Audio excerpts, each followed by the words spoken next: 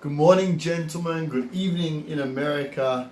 It's Rav Nathan over here, ready to do our free webinar, Fight the Fight. You'll find who you are. Let's see you guys come on, jump on over here. I'm just gonna lift up the camera a little bit more. Hey Tom, oh wow, you're so committed.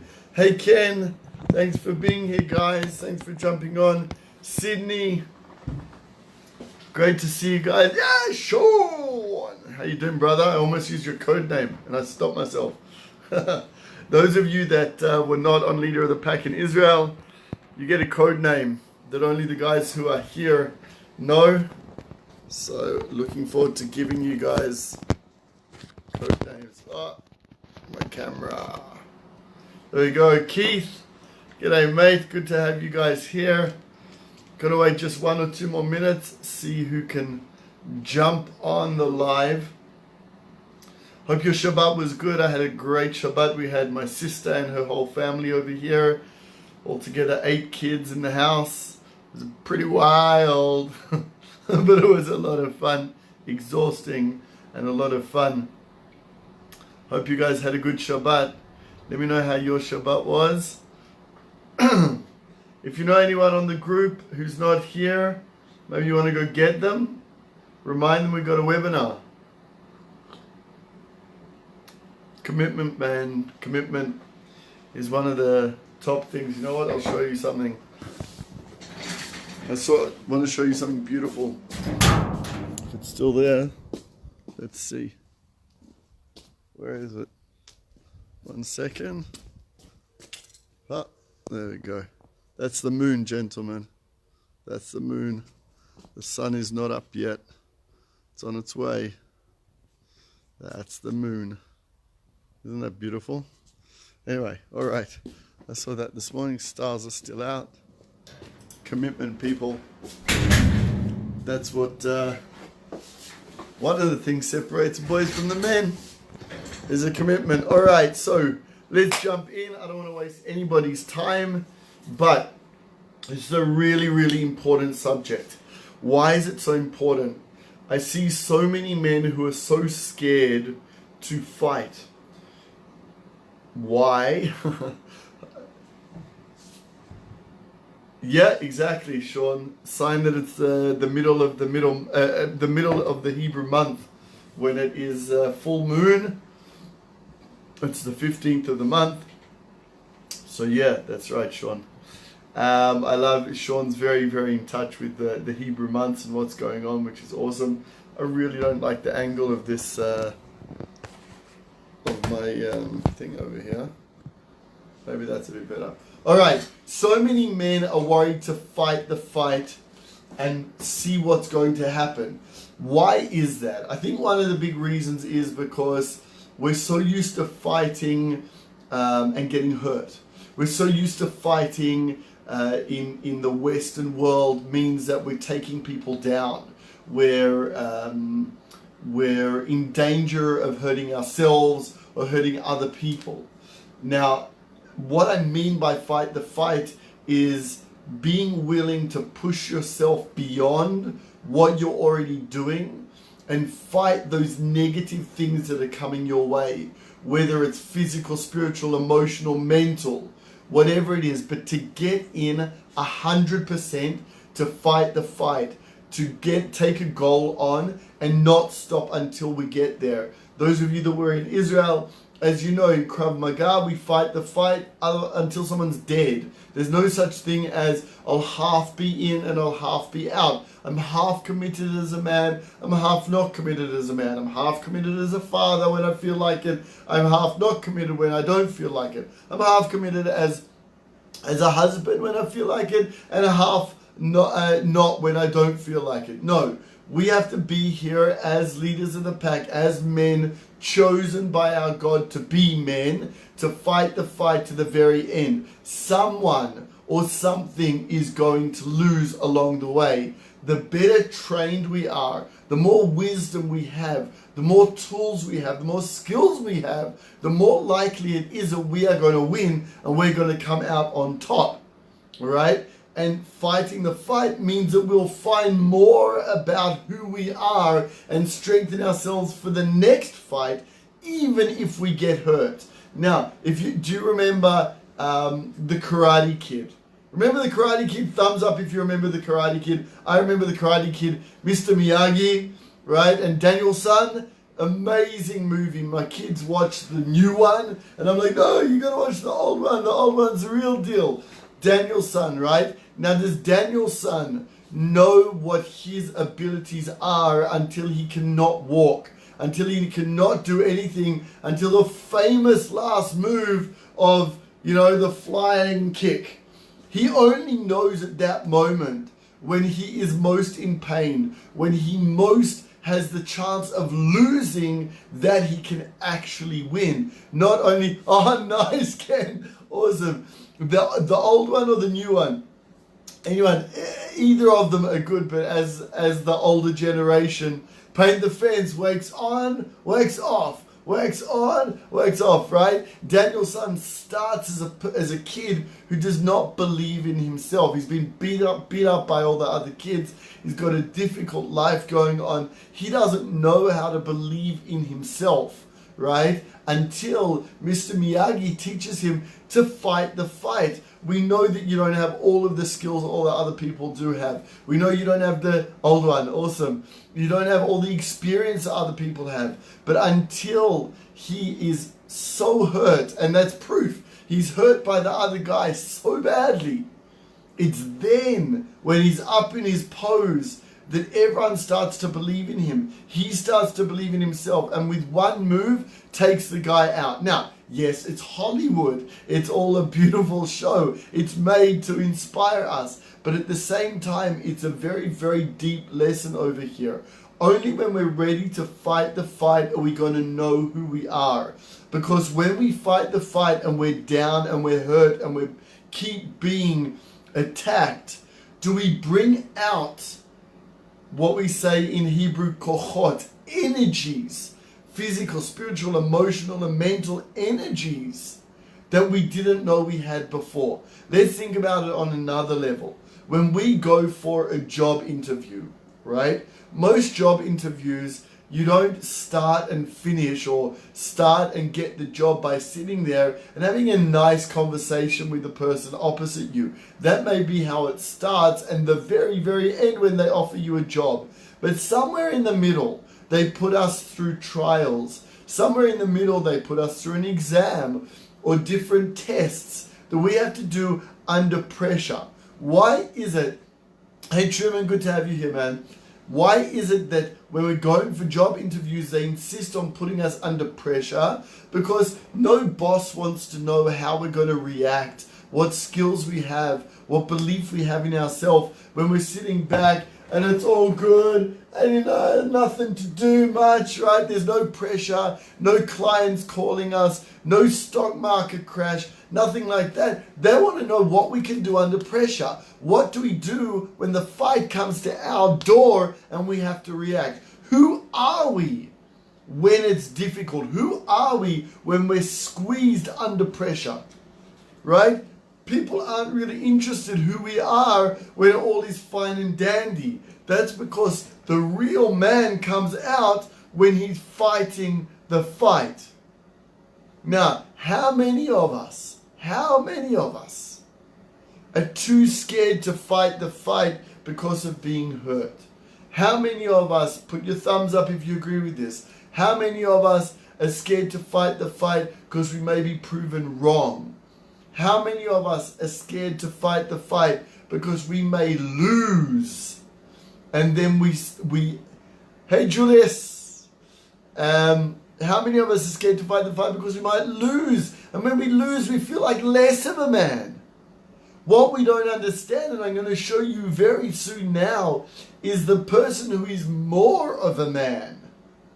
The person who is more committed, the person who is entrusted again and again, is not the person who is going to not fight the fight because he doesn't want to lose. He's the man that will fight the fight despite the fact he might lose and get up and fight again. It just came to me now, and I can't believe I didn't bring the book to the office. I was reading a book that my amazing wife bought for me a few days ago about leadership.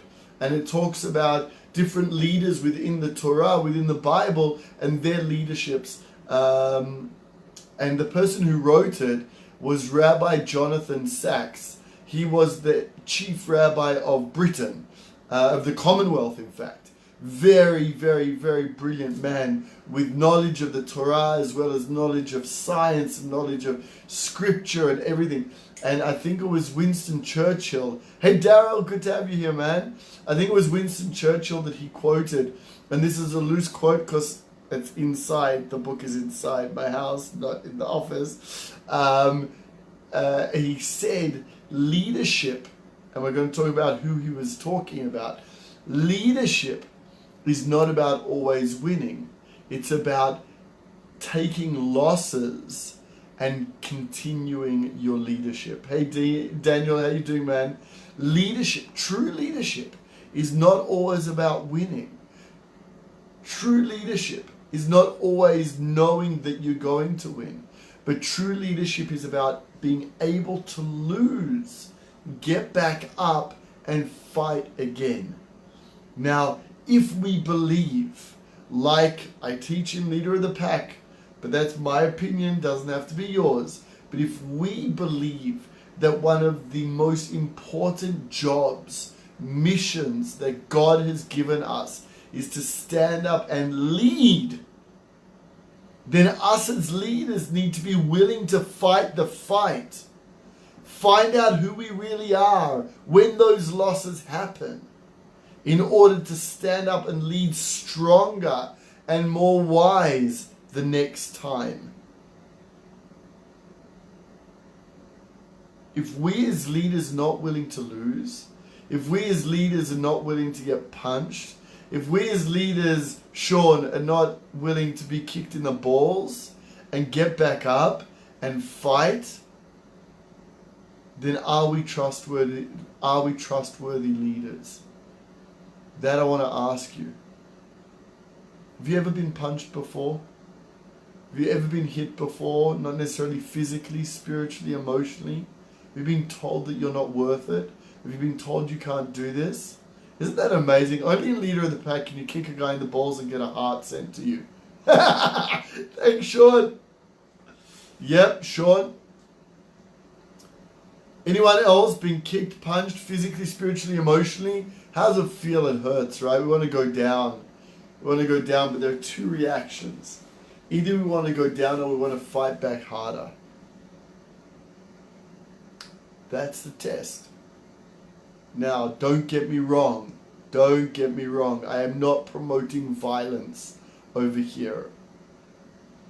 I'm not promoting violence unless, God forbid, we're in danger and then you kick the crap out of that person. All of the above, Tom. Sean, we have to put ourselves in the position to get knocked down just so we can rise up. Amazing. That's true. Sean, we have to know that we're ready, but if we wait all day and all our life to know that we're ready, we're never going to be ready. We're never going to know that we're ready. We're never going to know whether we can get down, get punched, get pushed down, and get back up. And that's what I desperately want us to know as leaders of the pack. We can step out there and get knocked down, and we will get back up. Because when we know next time that that guy's right hook is so dangerous that it knocks me out, I'm going to take him out before he gets the right hook. I'm going to be able to attack before he gets his right hook out. Number one. Number two, I have a brotherhood called Leader of the Pack that will come after me, will pick me back up and throw me back in the ring and say, I believe in you. You can do this. You got knocked down. The test now is if you get back up. It's not whether you got knocked down. It's whether you're going to get back up or not. That is the test of a leader of the pack. We're all going to get knocked down. We're all going to get hurt. We'll all get knocked in the teeth every single day. If not, we're not out there on the field. If we're not out there, we're not out there in the field fighting the fight. Paintball comes to my mind. How many guys here play paintball? Do you guys like paintball? Come to Israel. We'll play paintball in the counter-terrorism training center. Okay? Paintball. Who plays paintball and never gets shot? Anyone? It hurts. It's so sore. It stings. But if you don't get shot in paintball, you're not in the game. You're not fighting the fight, and you're not going to learn from it. You're not going to know who you are. You're not going to know what balls you have, excuse me saying so. You're not going to be able to airsoft. Yeah, my brother-in-law loves airsoft. He took me once. Amazing. Amazing. You can play like a day and a night airsoft, right?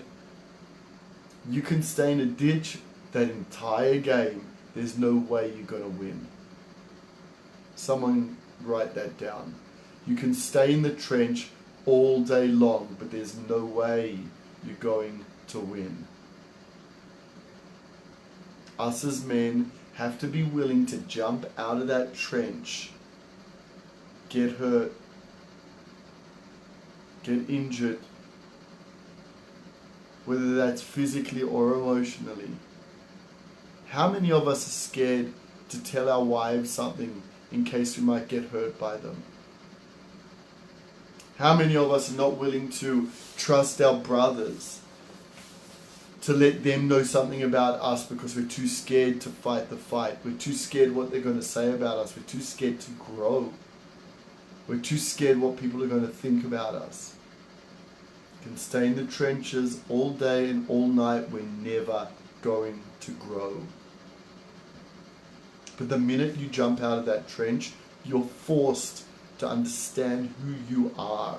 You're forced to grow. You're forced to learn from your mistakes. We're forced to become wiser. So that next time we jump out of the trench and we get just a bit further. And then we start in our trench again and we get a little bit further next time we jump out. And further and further. And before we know it, we've captured the flag and we don't know what the heck to do with it. Anyone done that before? When they've actually got the strength to jump out of that trench in life. Before you know it, you're carrying the flag and you're like, did you just entrust me with this? Did you just entrust me with this? What do we do with it? What do we do with the flag when we capture it? What are we meant to do with it? We're meant to fight the fight. We're meant to learn who we are. We're meant to understand that if God trusts us, or the universe trusts us, whatever you want to call it, then we've got to trust us. If we're made in the image of God, God trusts us to be made in His image.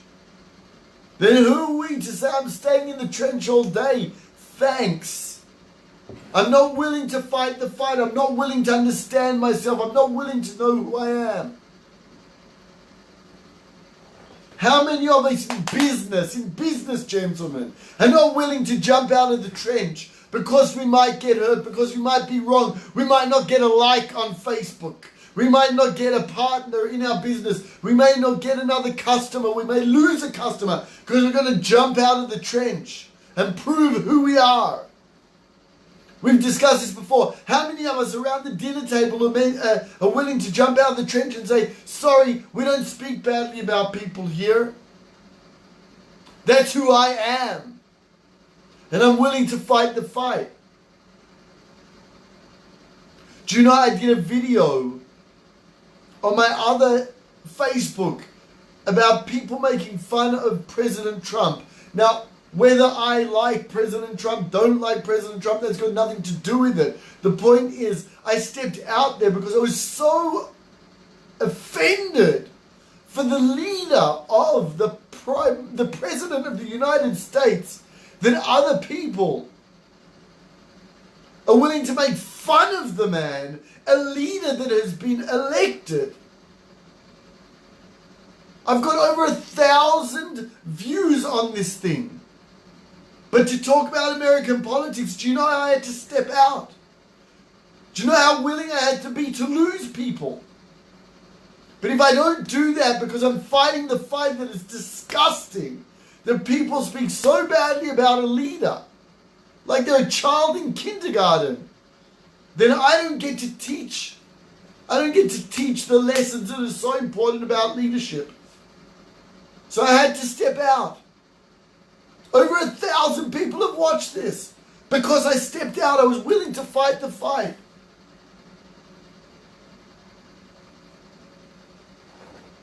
How many of us are willing to step out of the trenches? Ken, thanks for writing that down.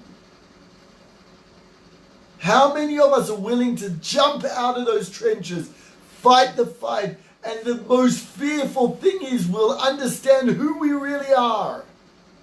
We'll get to know who we really are when we get punched. That's the worst thing that can happen. We get punched in the face. And then we really have to test who we are. Let's go a little bit into Bible over here because you know it's the best book in the world that can teach us everything. That's my opinion. Don't have to have it. Let's start at the very beginning. A very good place to start. Adam. First man to be created. Was not the greatest success story in the world.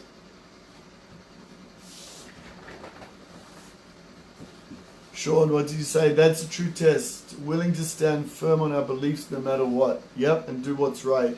Take action and not sit on our thumbs. I would have used another word for other than thumbs. That's very Americanly politically correct. I like it, man. Adam was born into the Garden of Eden. Was he meant to stay there? Was Adam meant to stay in the Garden of Eden? I don't think so. Everything's planned by God. Man has free choice. That's true. But I've studied it for years and I believe Adam was not meant to stay there. It was not meant to be his fault that he was banished from the Garden of Eden. He sinned. He did the wrong thing. But if we look closely at the story, we can see he wasn't meant to stay there. He was always meant to be pushed beyond what he believed his abilities were. He was meant to be pushed out of his Garden of Eden so that he had to stand up, protect, and lead. Within the garden, he didn't do it. In all of those comforts, he did not stand up, protect, and lead.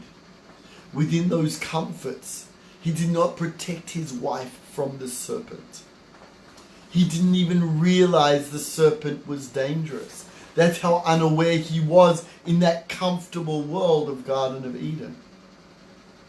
But when he was pushed out, when he was pushed beyond what he believed his abilities were, when he was pushed beyond and out of his comfort zone, then he grew the world. Then the Bible lists the generations that came from him. Not in the Garden of Eden, not in all of the comforts. After he was pushed out, then he was pushed to fight the fight, to protect, to lead his family. Not in his comfort zone, outside his comfort zone. Let's take a look at the famous Abraham, the first Jew.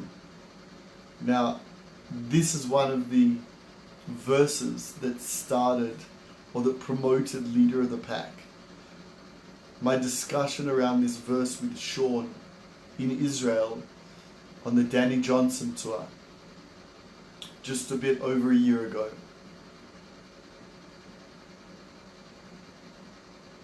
Abraham was already an old man once God came to him and said, go for yourself, or go to yourself from your land, from your father's home, from your birthplace, to the land I will show you. He was not a kid. He was an old man. He'd been revealed to for years and years and years and years. Once he's an old man, God says to him, Lech lecha, go to yourself. I bet most of your Bibles are not translated like that. Go to yourself from your land, from your birthplace, from your father's home, to the land I will show you. How does God talk through prophecy? Or I should say it the other way. How does God prophesy to Abraham in that verse? And God said to Abraham, tell me, if God said to Abraham, how was he prophesying to him? How was Abraham getting the download from God? And God said to Abraham, it's a pretty easy question, guys. If God said to Abraham, how was he receiving that prophecy? Anyone? If God said to Abraham, how was he receiving the prophecy? Come on! LOP, wake up. Anyone there? If God said something to Abraham, then what type of prophecy was he getting? How is he receiving the prophecy?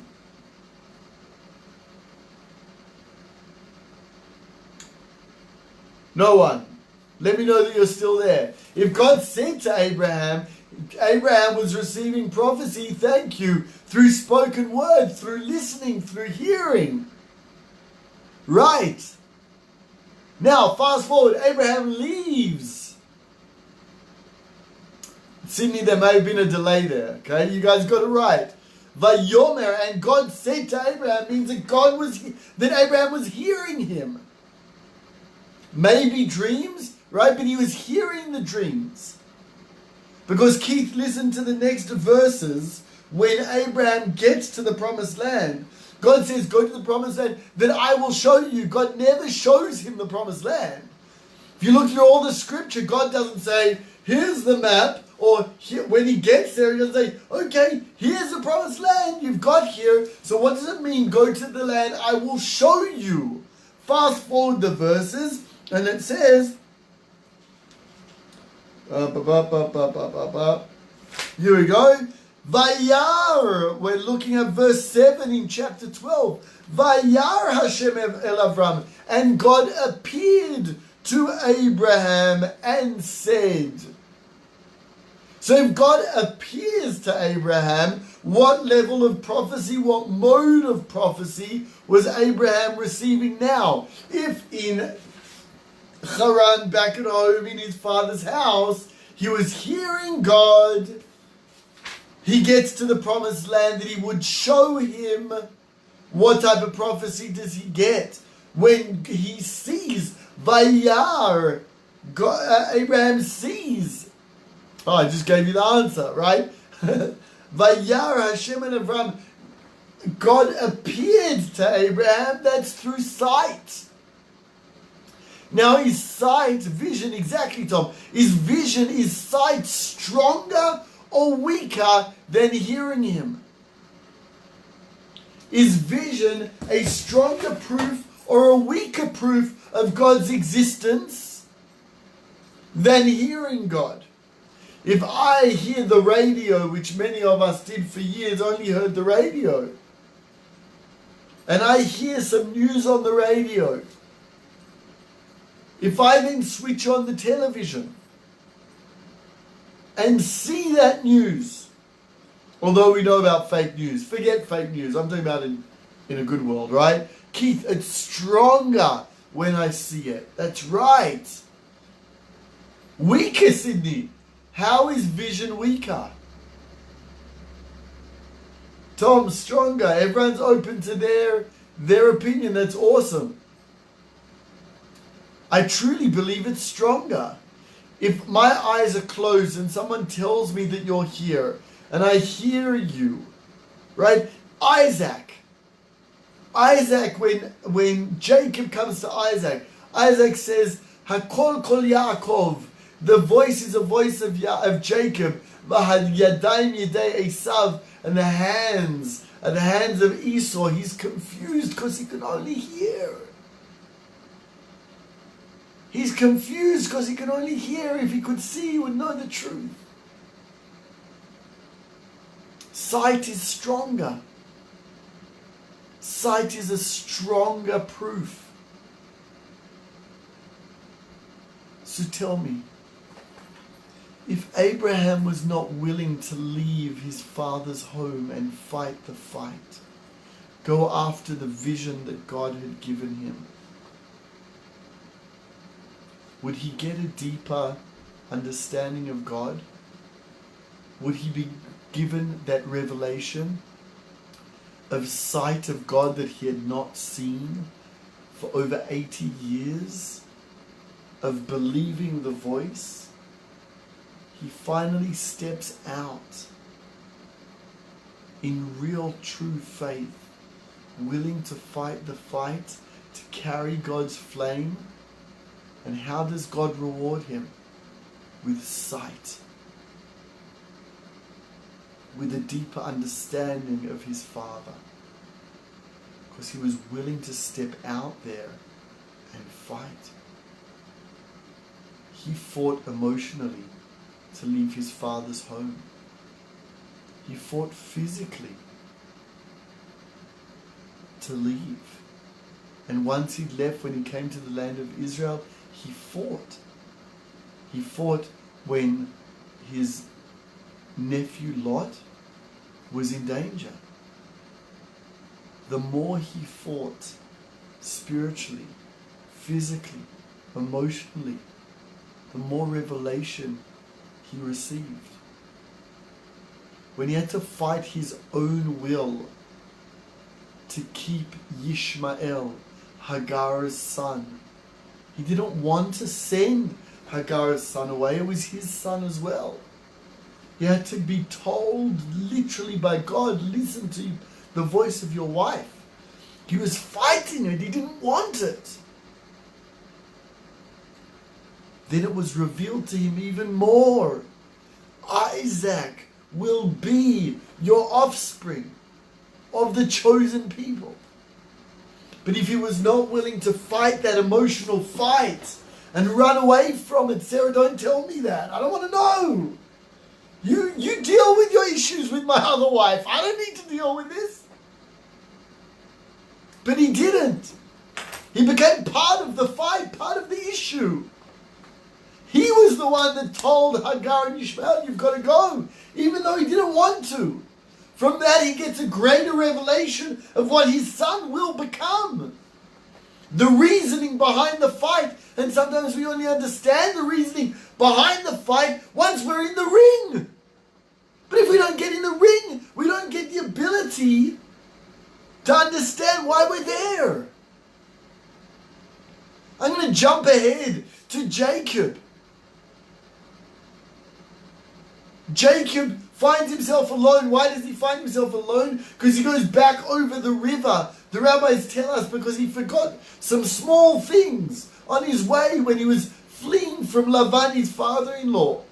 And the small things are important, right? Danny tells us to in order to be trusted with the big things, we have to take care of the small things. He goes back over the river to find those small jugs that were forgotten. And he's taken by surprise by an angel. He doesn't know why he's there, gents. He doesn't know why he's gone back to find those things that he had left behind. He doesn't know why he's there until the fight begins. And even during the fight, he doesn't know why he's fighting except for survival. He doesn't know he's about to be renamed Israel. He only knows that once he's won the fight. Do you hear me, gents? He only becomes a new man when he fights a fight he doesn't even understand. He only gets the reward of a new name. And Jacob had such a difficult life. Such a difficult life that when he sees Pharaoh, and Pharaoh says, dude, how old are you? He says, I've had a hard life. Don't blame me. I've had a hard life. From the very beginning, I was fighting with my brother in utero in the womb. Did I know why? No. But each fight I fought was to prepare me for the next one. I fought with my brother in utero. I then had to trick my father. I then had to be, trying to think of a nice way to say it, be tricked by my father-in-law. I then had to work another 7 years for the wife that I wanted because I was tricked into marrying the wrong wife. I then had to run away from my father-in-law. I then had to fight an archangel. Then I was scared I was going to fight my brother. Then my sons sold my other son, my favorite son. Then I was taken down to Egypt because there was a famine. What could happen? His wife died. Rachel died. Dinah was raped. His daughter was raped. We shouldn't know of such awful things. Each fight he had to fight, starting as this little scrawny boy compared to his brother, a warrior, a hunter. Started off this little scrawny kid. Ends up fighting an angel and becoming Israel. Been revealed a new name to him. But that's not the end of the fight. It's not the end of the fight. There's more fights to come. And you know how he dies? He dies outside the land of Israel. In Egypt. But he dies surrounded by who? His grandchildren. No other man until Jacob have we seen in the Bible proper interaction between grandfather, father, and grandchildren until Jacob. We know that people survived in order to long enough in order to meet their children and grandchildren. But Jacob, who fought the most out of Abraham, Isaac, and Jacob, had the most difficult life to the extent that when he's introduced to Pharaoh, like I said, he just says, I had a hard life. But how is he rewarded from all of those battles? To know who he really is. He gets to bless his grandchildren before his death. Hey Doug, good to see you. He gets to bless his grandchildren, the first man on earth who gets to bless his grandchildren, who has his son and his grandchildren in the same room. Now, were all those fights worth fighting? Were all those battles worth battling? Were all those scars worth it? The scars of his Achilles heel? Was it worth it? All in order to find out that he will be the continuation of the Jewish people, of the Israelites, as he blesses all of his sons and his grandsons, Ephraim and Manasseh.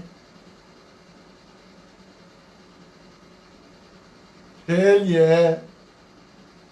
So how many of us are willing to fight the fight, not knowing what the reward is in the outcome?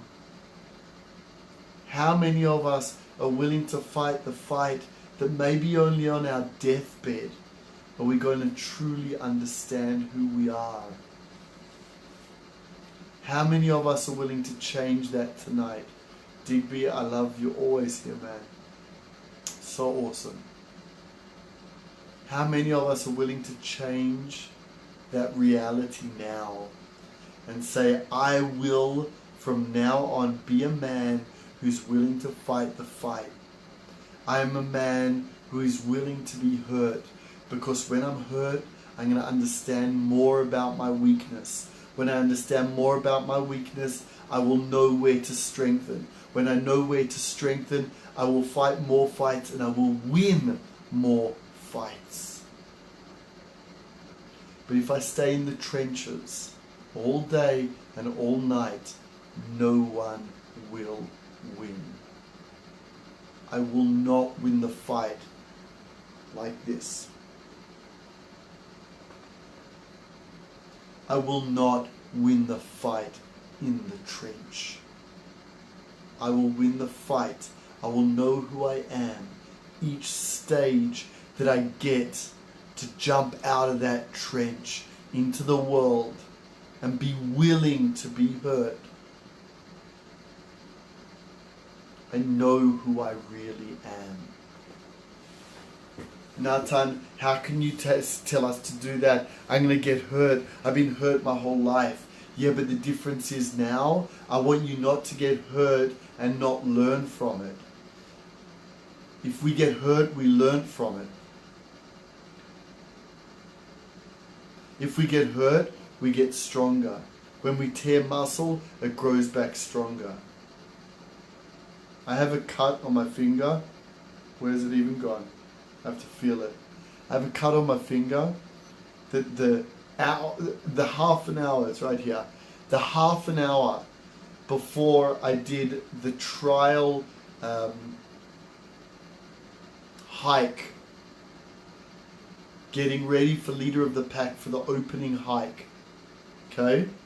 I don't know if you can see. Right here, scar tissue. I cut my finger open.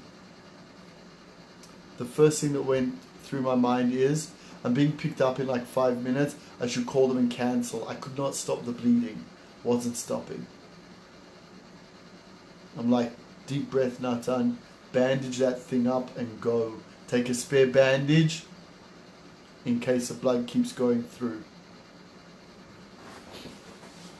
Fight the fight.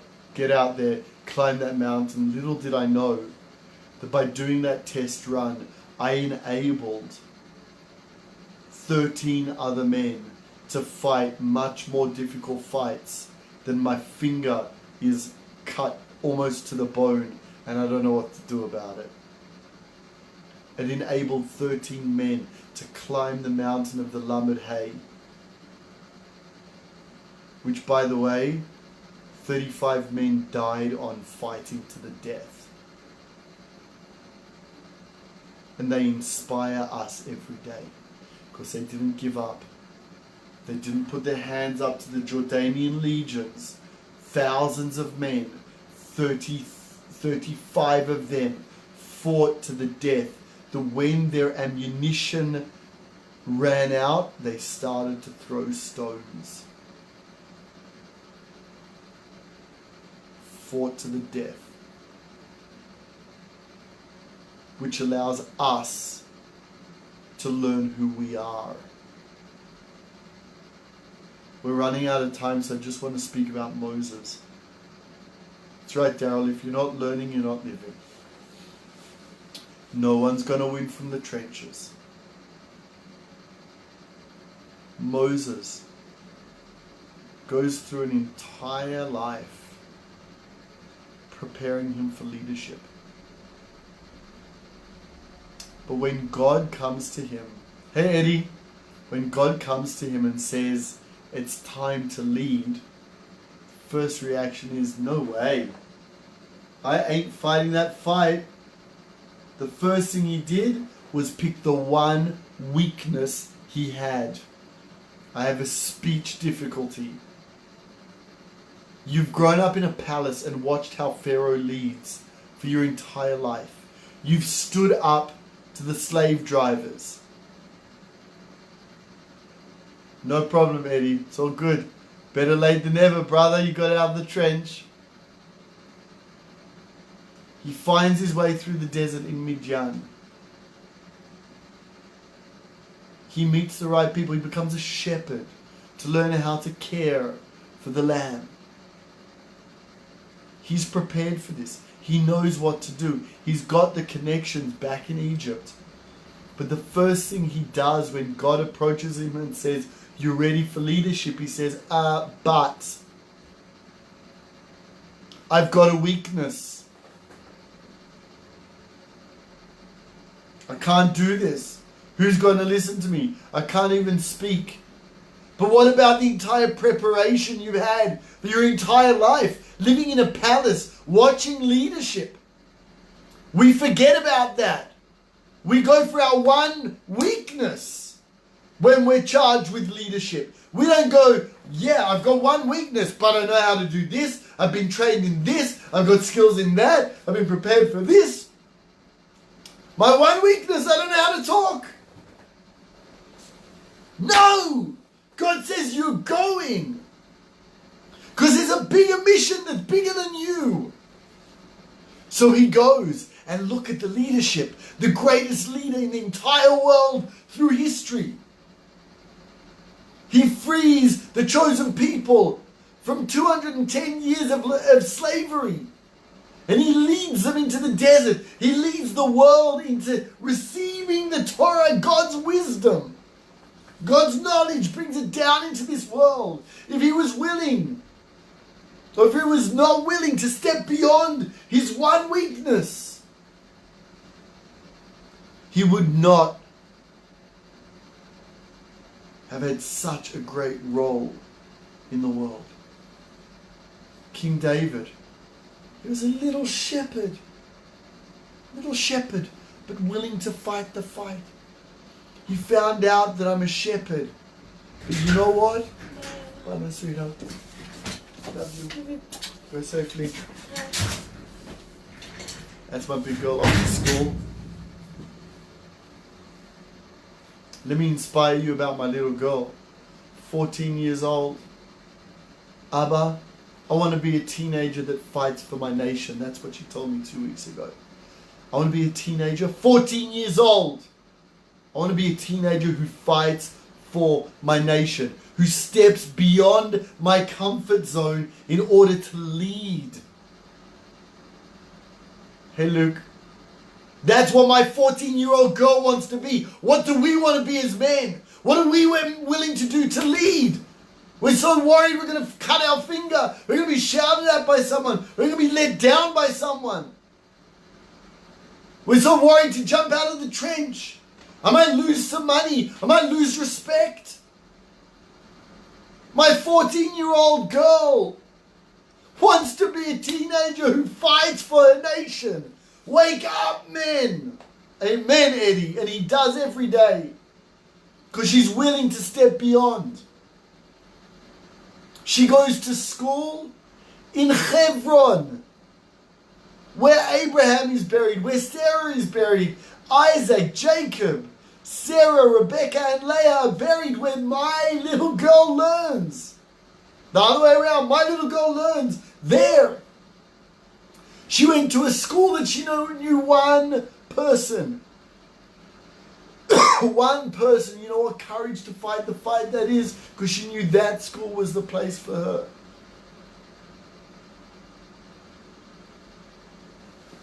So John, what are we going to do about that offense, man? We're going to learn from it. We're going to learn who we really are. We're going to strengthen ourselves in the weaknesses.